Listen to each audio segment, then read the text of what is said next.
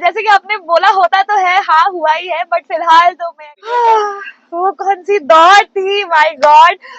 मैंने हालत बहुत खराब, सो मच सो कि मतलब सपोज अगर ये स्टूडियो है तो मुझे एकदम स्टूडियो के बगल में एक अपार्टमेंट लेना पड़ा था।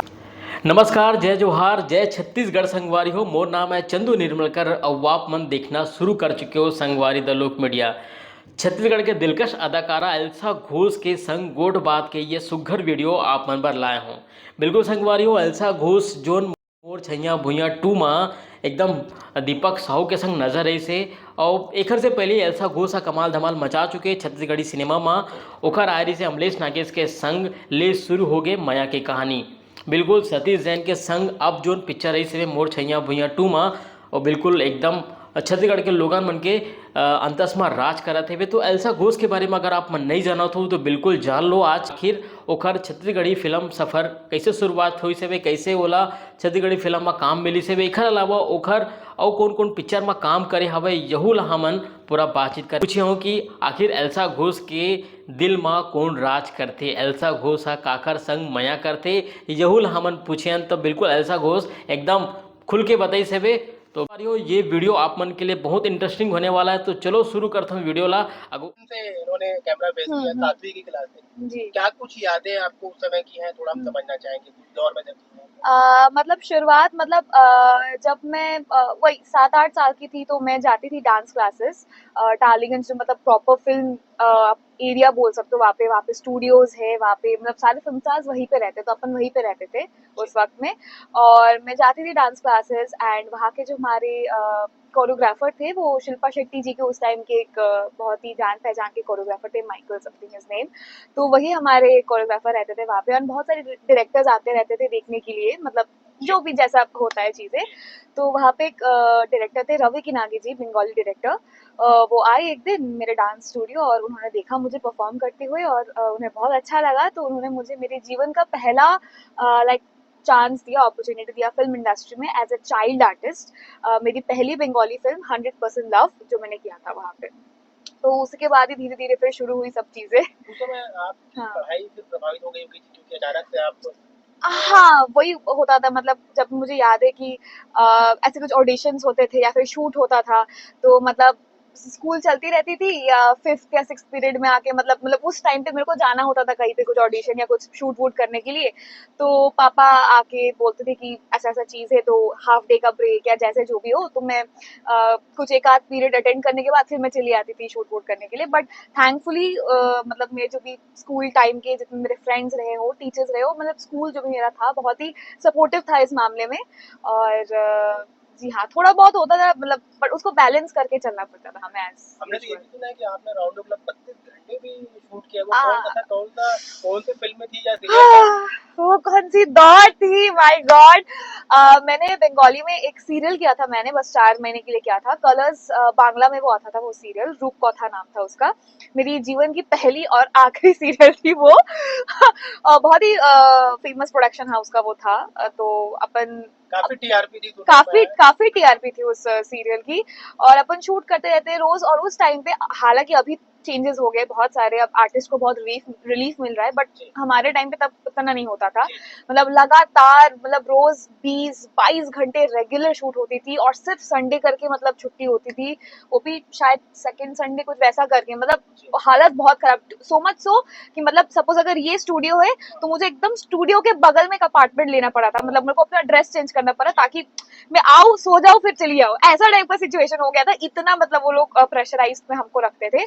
तो एक दिन हम लोग कुछ आउटडोर शूट करने के लिए चले गए थे किसी थोड़ी सी दूर दूर लोकेशन पे, और लगातार हम लोग 32 घंटे, मतलब थोड़ा सा बैंकिंग का इशू हो गया था हमारे एपिसोड्स का, तो लगातार 32 घंटे हमने शूट किया सबने मिलके। और मतलब इतनी मैं मतलब पता नहीं क्या हो गया था, डिहाइड्रेट हो गई थी, एग्जॉस्ट हो गई थी, थक चुकी थी, बट क्या नहीं। तो एक दिन मतलब रात के वक्त ये हुआ था, मैं शॉर्ट दे रही थी, अचानक, अब जितना मुझे याद है और लोगों ने बताया मैं वो बता रही हूँ, कि अचानक डायलॉग बोलते बोलते मैं फंबल करने लगी बहुत ज्यादा, जो होता नहीं है ज्यादातर।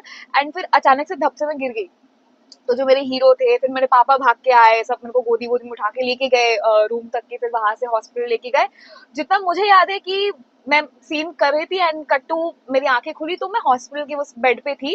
वार्डर्स वगैरह सब मेरे को दे रहे थे, नर्स वगैरह सब थे, तो वो मुझे याद है। बाकी ये सब चीजें मेरे को प्रोडक्शन हाउस से पता चली कि यार आप तो बेहोश ही हो गए थे, आपको उठाने का कितना कोशिश किया, आपको वहां से यहाँ गाड़ी तक लेके गए हॉस्पिटल, बाप रे। तो एक दिन का पूरा ब्रेक दे दिए वो लोग।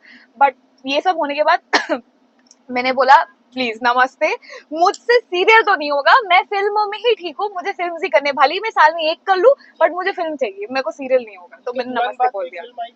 हाँ, उसके उस वक्त एक्चुअली उड़ीसा की एक फिल्म कर रही थी शायद, भैरव या तो तुमा सोनाचरी, कोई एक फिल्म थी मेरी, जो उस वक्त पे मेरे डेट क्लैश हो रहे थे इसी वजह से। तो अब जैसे वो सीरियल मैंने बंद कर दिया तो मैंने फिर फुल ऑन फ्लेज वहाँ पे फिल्म मैंने करनी चालू कर दी। छत्तीसगढ़ी का रूप कैसे हुआ, कब हुआ? वही जब मैं उड़िया फिल्म कर रही थी, मेरी दीपू द डांसर मेरी पहली फिल्म थी वहाँ की, उसी टाइम पे मतलब जो रवि किनागी सर थे जिन्होंने मुझे पहला ब्रेक दिया था बंगाली में एज अ चाइल्ड आर्टिस्ट, उनके जो असिस्टेंट थे वो उड़िया थे, मतलब उड़ीसा से थे वो। तो उन्होंने मुझे एक दिन कॉल करके बोला कि एक डायरेक्टर है मुरलीधरन सर, SK मुरलीधरन, तो वो एक छत्तीसगढ़ी फिल्म बना रहे हैं मयारू गंगा बोल के, तो आप एक दिन आ जाओ ऑडिशन के लिए यहाँ पे। तो मतलब शूट चालू हो गए तो सब ओके है तो अपन डायरेक्ट शूट वूट चालू कर देंगे सब बातचीत करके।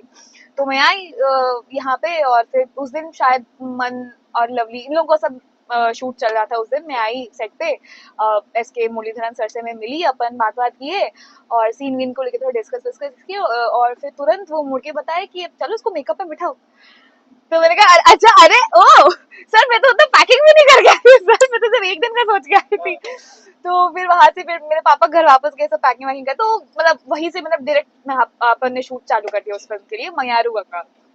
छत्तीसगढ़ी में भी आपने काफी धूम मचाई। अब साउथ में तो आपने किया ही है, जी अब सुनने आया कि आप 7 समंदर पार भी जाने वाली हैं। जी उसके बारे में हम जानना चाहेंगे। जी, हर आर्टिस्ट के मन में वो इच्छा रहती है कि वो एक ब्रेक मिल जाए ताकि वो क्लिक कर जाए।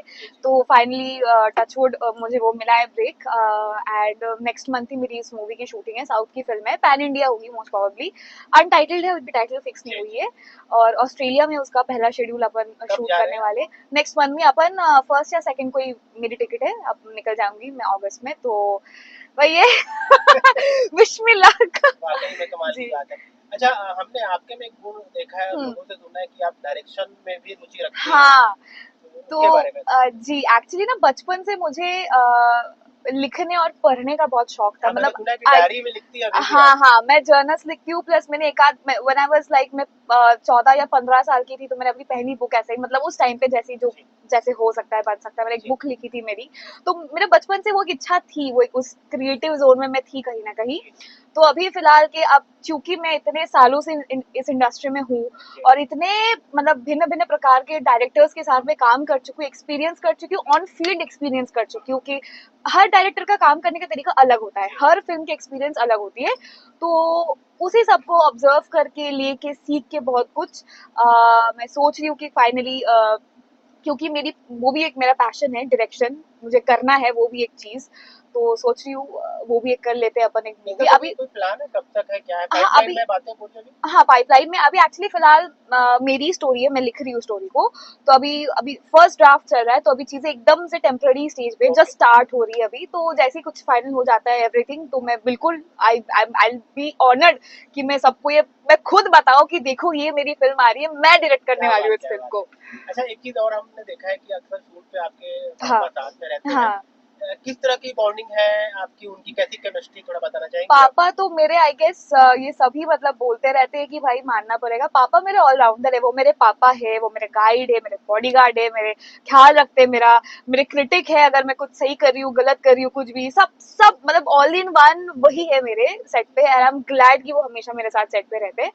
और मतलब एक हौसला रहता है कहीं ना कहीं कि वो रहते हैं मेरे साथ सेट पे, तो मतलब कि चलो मैं कुछ अच्छा करूंगी, आज दिन अच्छा जाने वाला है। एंड एक बात मैं इसमें ऐड करना चाहती हूँ कि जब हम लोग इस फील्ड में आते हैं, इस फिल्म इंडस्ट्री में आते हैं हम लोग, तो एज एन आर्टिस्ट हमेशा कहीं ना कहीं हमको सुनने को मिलता है कि फैमिली से उतना सपोर्ट नहीं मिलता है, जो कि इट्स वेरी सैड थिंग।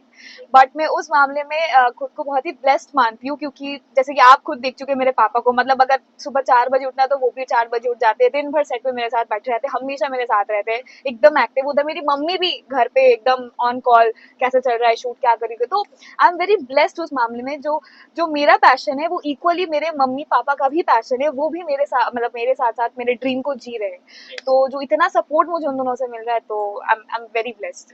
एक पर्सनल क्वेश्चन है। हाँ। हर इंसान के जीवन में कभी ना प्यार होता है। हाँ। आपको कभी हुआ? जैसे कि आपने बोला होता तो है, हाँ हुआ ही है, बट फिलहाल तो मैं एकदम इस पे कॉन्सेंट्रेट कर रही हूँ, अपने काम पे कॉन्सेंट्रेट कर रही हूँ। अच्छी बात। उस गली में मुझे नहीं जाना अब। अभी बीच में आपने हाँ। देखा कि शूट के दौरान आप शूट खत्म हाँ। होने के बाद हाँ। वापस कहीं जा रही थी, हमने ये देखा कि हाँ। आप बहुत अच्छे से गाने सुन रही थी। हम्म। आपने मोबाइल में नहीं झांका, आपने ना इंस्टा पे लंबा समय दिया, ना आपने चैट चेक किया। ये कैसे आप एडिक्ट से बच गई हैं? आप सारी दुनिया जिसमें बिता रही हैं।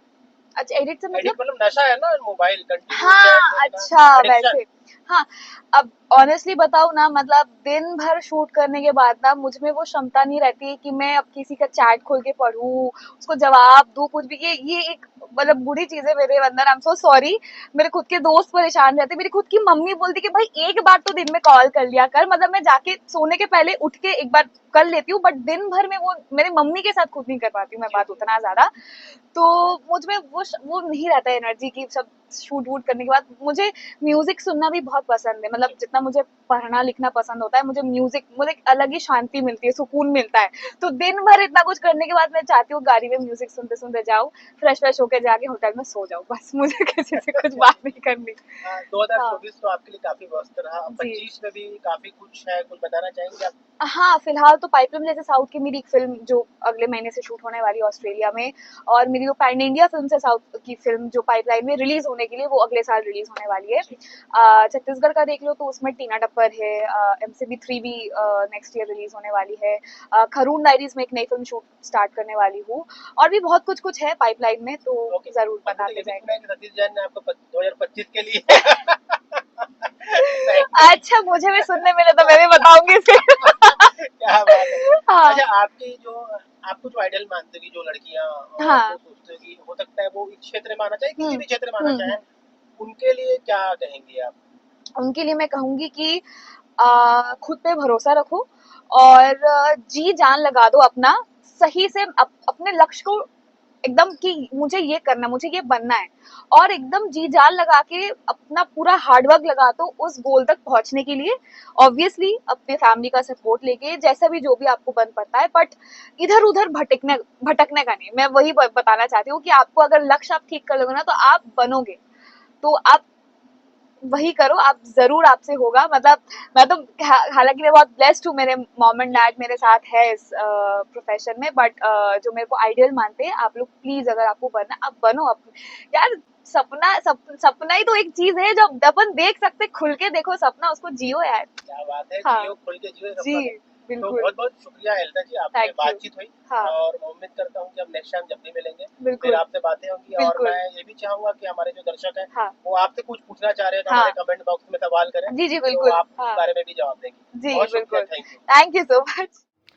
तो संगवारी हो गुड बात आप मतलब कैसे लगी से मोला कमेंट करके जरूर बताओ। तो अभी भरत ने मोला दो विदा। जय जोहार, जय छत्तीसगढ़।